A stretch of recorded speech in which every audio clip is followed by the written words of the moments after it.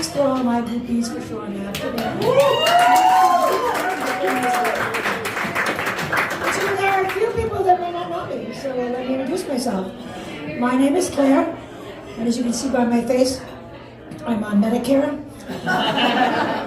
I'm sure you're saying to yourself, why in the world would a woman your age consider doing comedy? I've got a lot of advantage over the other comedians, because those younger comedians, because if they forget their material, they look like losers. If I forget my material, I'm adorable. Because as a baby boomer, I'm so missing that mask mandate.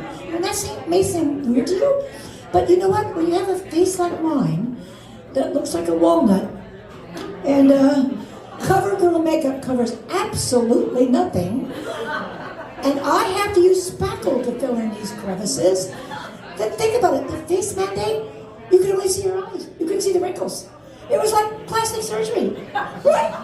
A gift from God. It was a COVID gift. I mean, it was a fabulous thing. Because ladies and gentlemen, when you get older, your body literally falls apart. Not only does your body get wrinkly, it gets creepy. Have you seen? I mean, I have to show this to you because it's an audio-visual aid. Oh, maybe I won't because I have a mic on me. All right, anyway. It worked? I don't know. Hey, okay, so look. Wait, I've never seen this before. Oh, this side too? Oh no. What ho, says Shakespeare? What pernicious cloud flieth in my face? I feel like a velociraptor. You know that dinosaur in Jurassic Park? The one that killed Newman? Seinfeld's friend?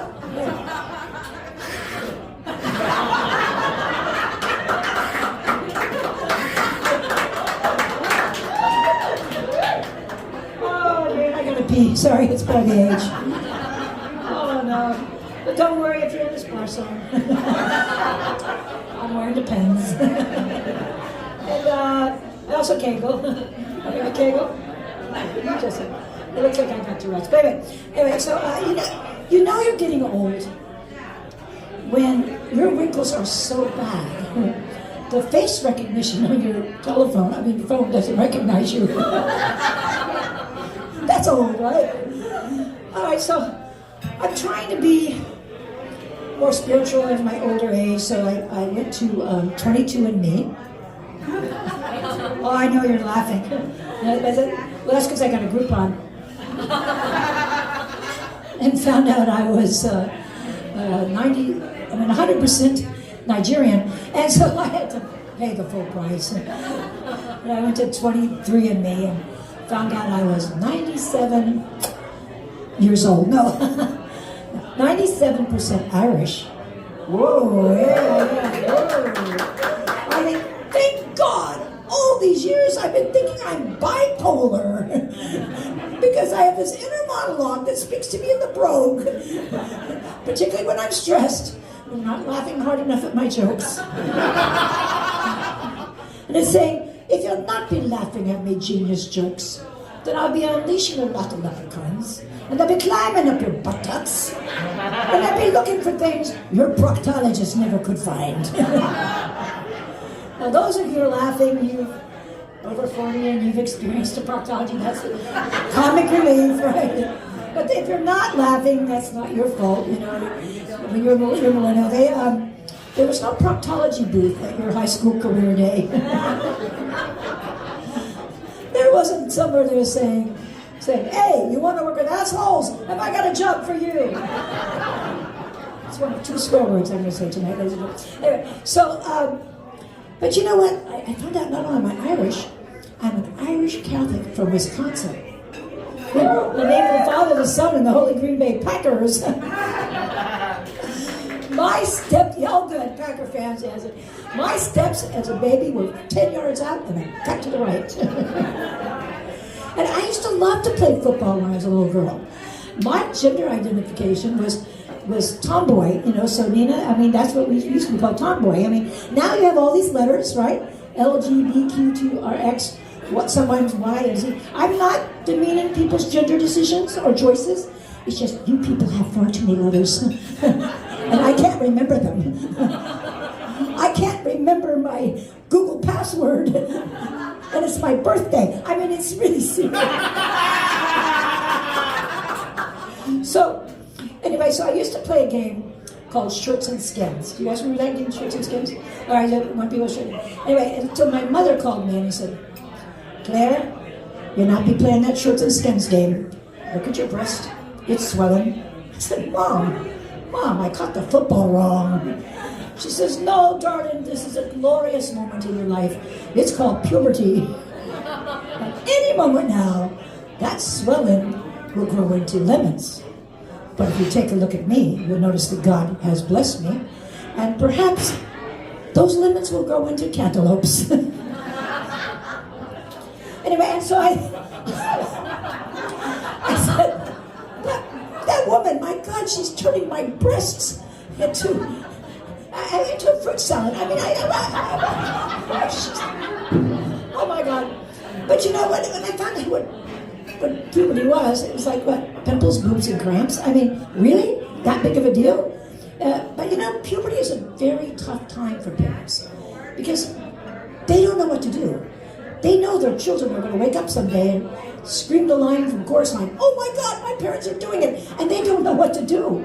So they leave it to the state of California for sex education, right? Yeah, and I remember, you remember that? You have to sit in those classes, right? I remember I sat, there's a girls' class and a boys' class. God forbid you should know what each other's thinking. Anyway, so, girls' class, and I sat in the girls' class, and it was taught by the nurse, and the first presentation was a Disney movie. Yeah, makes sense. Walt Disney presents Puberty and the 7 Menstrual Cycles. Mean, moody, miserable, neurotic, nasty, and bitchy. Yeah. And of course, being Disney, you had to have animated ovaries and fallopian tubes tap dancing across the uterus, you know. And I remember a little girl in the back saying, oh my God, no wonder my sister has cramps. And then you go to the boys' room, all right? The boys' room was taught by the school psychologist. And now, she was a spinster. And she had never been with a man in her life. So she's clearly unqualified for this. So what she did is she had by law, she had a cucumber in one hand and a condom in the other. And she says, this is a and the little kid raises his hand and says, what do you say? So look at your book. What does it say? He says, P-E-N-I-S, pens. That's it, nailed it, pens. Can you imagine when those 6th grade boys went back into their classrooms, 6th grade classrooms, and the teacher said, take out your pens?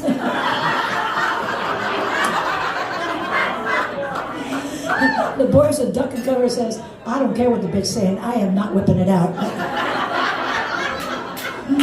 But anyway, millennials, I recognize that you have student debt and you can't pay for therapy, but is TikTok the best platform for your therapy? I think about it. I mean, there's this influencer out there named Celine or something, or Destiny or something, and she's like, so, when you want to break up with somebody, it's so easy. All you have to do is you have to, like, say, speak in your authentic voice, and you say, you no longer refresh me. When I open the windows of my soul, I don't feel your goodness.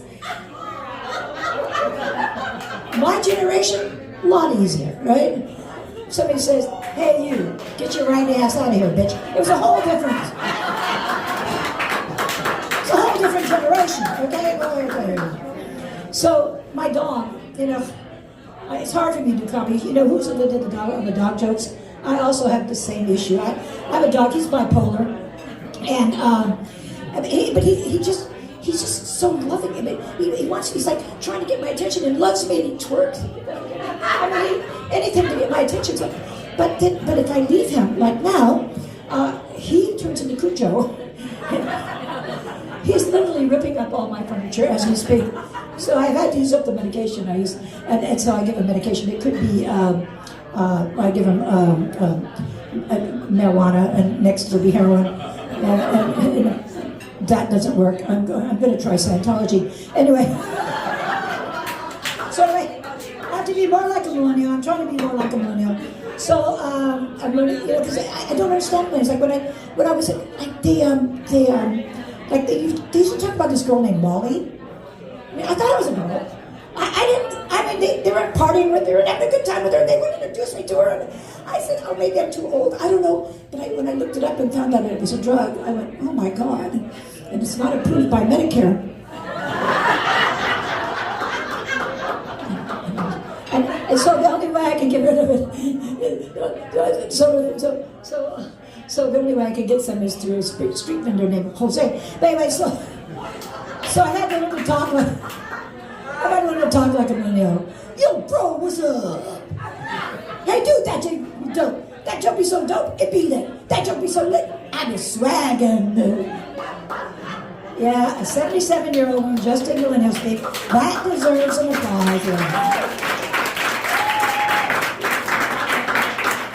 You heard about comics dying on stage?